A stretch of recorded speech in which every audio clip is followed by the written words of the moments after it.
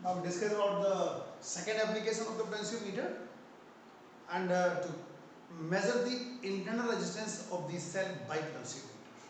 ये second experiment है, board में भी आता है और एक्सपेरिमेंटल प्रैक्टिकल के लिए तो इम्पोर्टेंट है ही.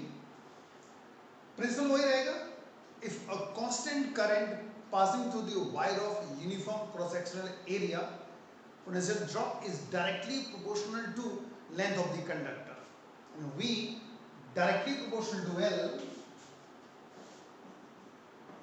V equals to K. और इंटरनल रेजिस्टेंस का एक फॉर्मूला पढ़ चुके हो कंडक्टिविटी में स्टार्टिंग में, और अगर आपको याद हो तो फॉर्मूला ये था R equals to R E upon V minus 1, ये फॉर्मूला था और ये हमें यहाँ पे यूज करना पड़ेगा. और अब लेके चले हम लोग construction and working.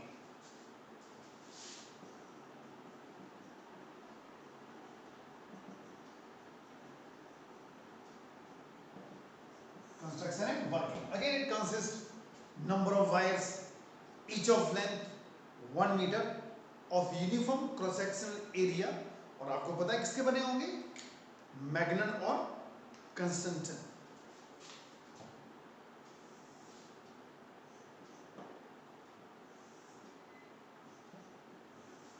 Number of wires.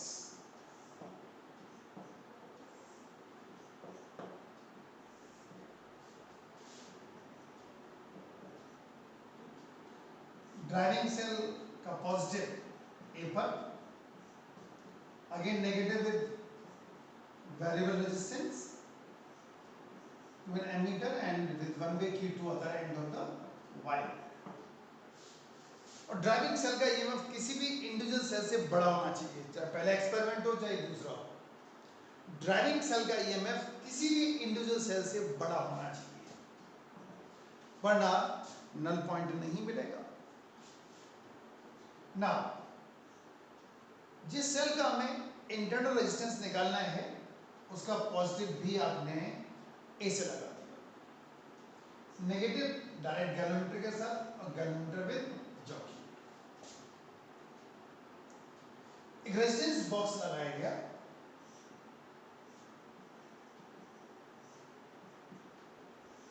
With one way की.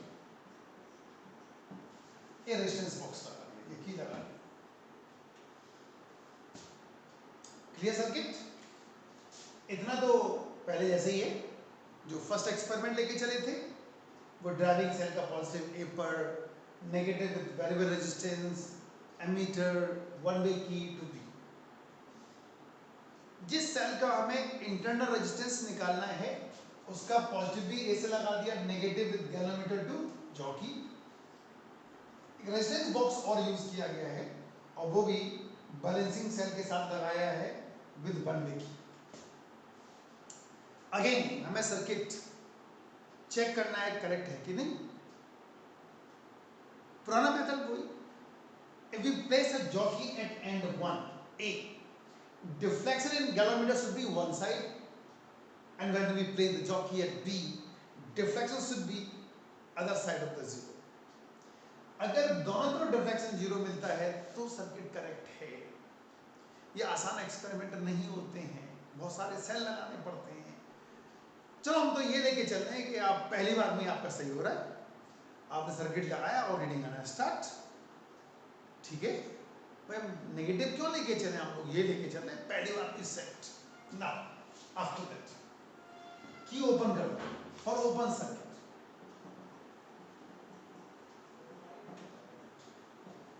For open circuit, open circuit means resistance out of circuit है, की निकाल रखी है आपने, ऐसे कहते हैं open circuit.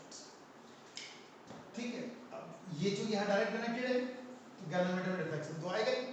Slide the jockey on the wire till we get zero reflection. So E directly proportional to L. K अंदर. नाउ की इंसर्ट कर दें and we introduce some resistance from the resistance box. इसे कहेंगे closed circuit.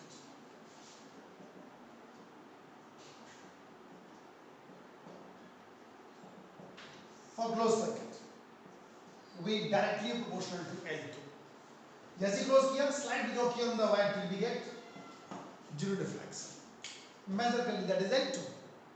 तो close circuit के लिए क्या होगी L2, ओपन सर्किट के लिए L1. क्योंकि ओपन सर्किट है इसलिए हम लोग E लिख सकते हैं. क्लोज सर्किट हो गया तो वहां E नहीं आएगा, V आएगा. दोनों डिवाइड करते हैं. E upon V equals to L1 upon L2. E upon V की वैल्यू यहाँ. So R equals to R L1 upon L2 minus 1. What is L1? Balancing length for open circuit. What is L2? Balancing length for closed circuit. What is capital R? Resistance offered by the resistance box. जो आप यहाँ से resistance provide करेंगे that is capital R. L1 open circuit के लिए balancing length, L2 close circuit के लिए balancing length. समझ गए एक्सपेरिमेंट? और इसके ऊपर भी न्यूमेरिकल लेके चलने. पहला न्यूमेरिकल लेके चलने एनसीईआरटी की एक्सरसाइज का लास्ट क्वेश्चन है, क्वेश्चन नंबर 24.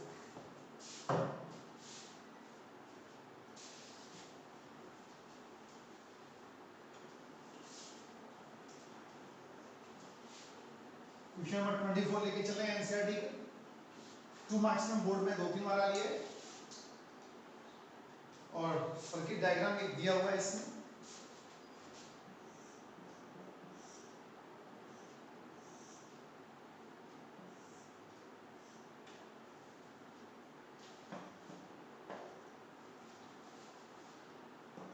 टू वोल्ट की बैटरी लगी हुई है, 1.5 की वोल्ट की बैटरी है.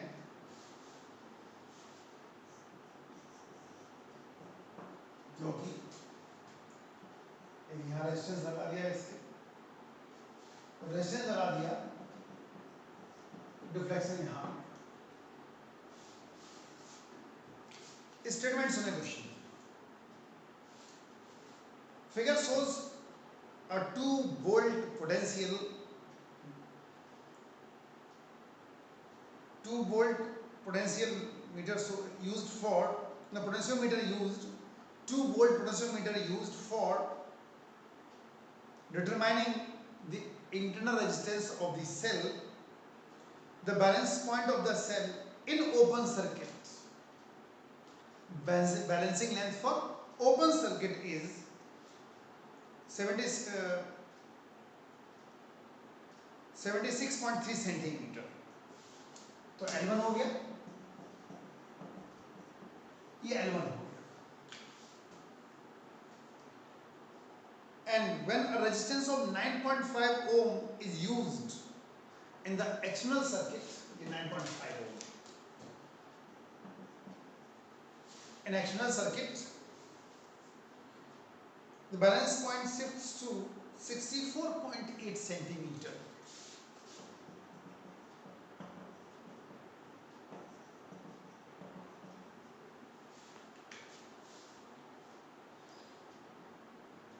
Determine the internal resistance of the cell. फिर दूसरा statement. Figure shows a 2 volt potentiometer used for determination of internal resistance of the 1.5 volt cell. The balance point of the cell in open circuit is 76.3 centimeter. And when resistance of 9.5 ohm is introduced from the external circuit, from external source, the balancing point shifts to 64.8 centimeter. Calculate the internal resistance of the cell. देखो कैसे करेंगे, formula आपको पता ही, L1 E upon V minus 1. और यहाँ से अगर हम देखें E1 upon E2 मिलेगा L1 upon L2 76.3 64.8. R equals 9.5 76.3 upon 64.8 minus 1, value लगा दी L2 कैपिटल R की वैल्यू, और इसको सॉल्व करेंगे तो वैल्यू मिलेगी आपको 1.68।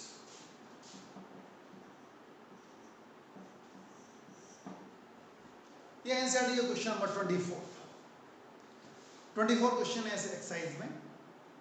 लास्ट क्वेश्चन था, 2 मार्क्स में बोर्ड में आया हुआ है। एक और न्यूमेरिकल लेके चल रहे हैं, 2014 में आया हुआ 2 मार्क्स में। सुने उसका statement.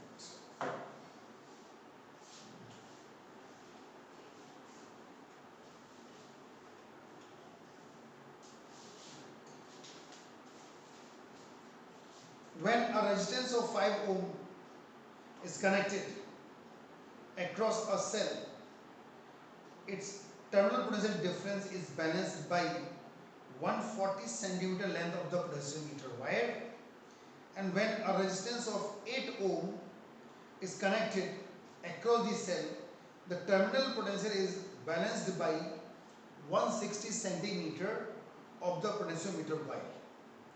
Find the internal resistance of the cell. दोबारा सुने statement. When a resistance of 5 ohm is connected across a cell, its terminal potential difference is balanced by 140 centimeter length.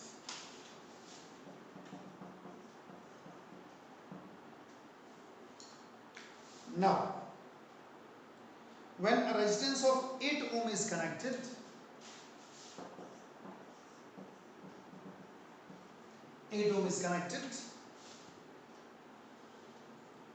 across the cell, the terminal potential is balanced at 160 centimeter.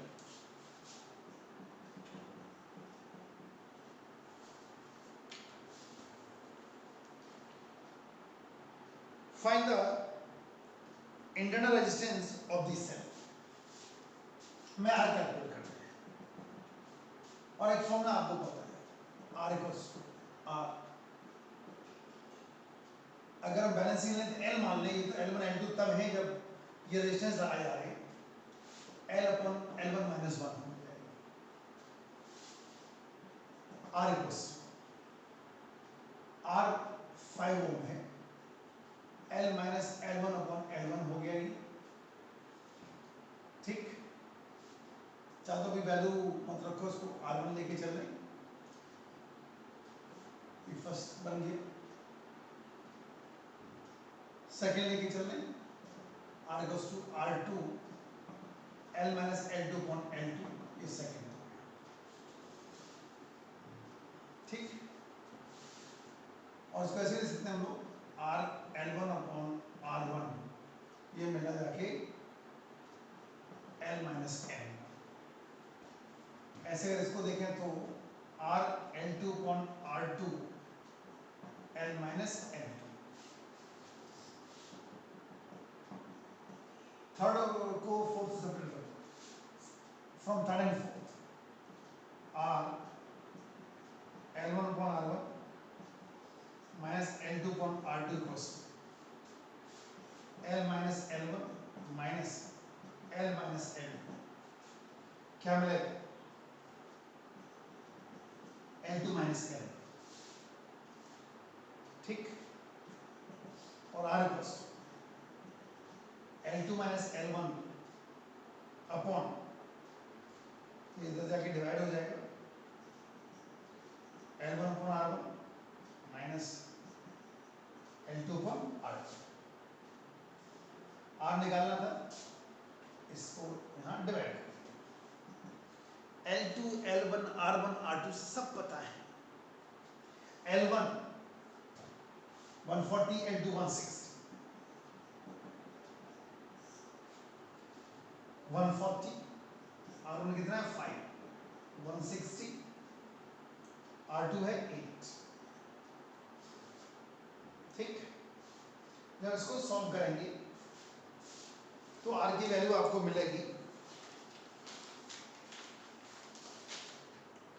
2.5,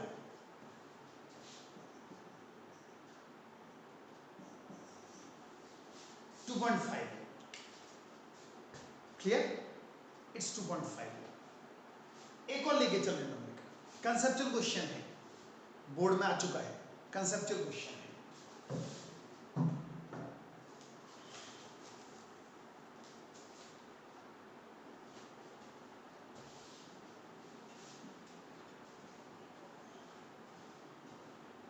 देखो question को, एक circuit diagram दिया हुआ है,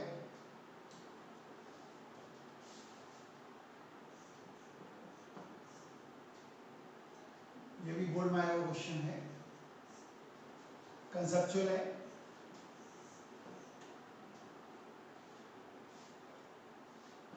ये K1 है, ये R1 है,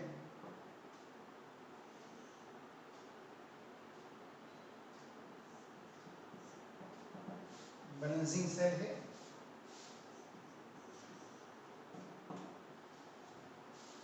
यहाँ रेजिस्टेंस R2 लगाया गया है कि K2, ये सर्किट दिया हुआ है। स्टेटमेंट सुने, for the circuit shown in figure, would the balancing length increases, decreases or remains same if R1 is in decreased, इसको डिक्रीज कर दिया जाए।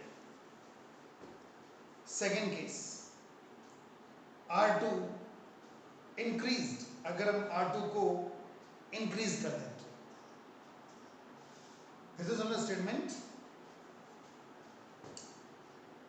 For the circuit shown in figure, would the balancing length increases, decreases or remains same if R1 is decreased, second part R2 increased। ये question चलो करते हैं। आपको पता है ड्राइविंग सेल ये होता है, ये बैलेंसिंग सेल होता है, इसको बैलेंस किया जाता है, ये बैलेंस हो जाता है, ये ड्राइविंग सेल है। करंट इस सर्किट में ये फ्लो करेगा, ये तो बैलेंसिंग सेल। अब अगर आपने R1 डिक्रीज कर दिया, अगर R1 डिक्रीज कर दिया, करंट की वैल्यू बढ़ जाएगी। अगर R1 का होगा करंट की वैल्यू बढ़ जाएगी, और ये सेल बैलेंस होना है इक्वल टू आई आर। ये तो फिक्स है, 1.5 तो 1.5 ही तो रहेगा। अब आई बढ़ गया है और ये फिक्स है, क्या चीज कम होगी? आर। और आपको पता है आर क्या होता है? रो एल बाई ए। ये चीजें कांस्टेंट है। आई बढ़ गया है तो एल को कम करना पड़ेगा, क्योंकि ये तो फिक्स है, ये तो कांस्टेंट क्वांटिटी है। आई बढ़ गई है तो एल कम हो जाएगा। इसका मतलब क्या आंसर मिला आपको? Balancing length will decrease if R1 decrease, यानी बैलेंसिंग लेंथ भी डिक्रीज हो जाएगी। क्यों हो जाएगी डिक्रीज? क्योंकि करंट बढ़ेगी, और अगर करंट बढ़ेगी तो आपको पता है ये तो बैलेंसिंग सेल है, फिक्स्ड है। आई बढ़ गया तो आर कम हो जाएगा। आर का मतलब है rho L by A, rho A constant है तो एल को कम होना पड़ेगा। और अब दूसरा पार्ट लेके चलते हैं, सेकंड पार्ट। सेकंड पार्ट है इसका, इफ R2 इंक्रीज्ड, अगर हम R2 इंक्रीज कर लें,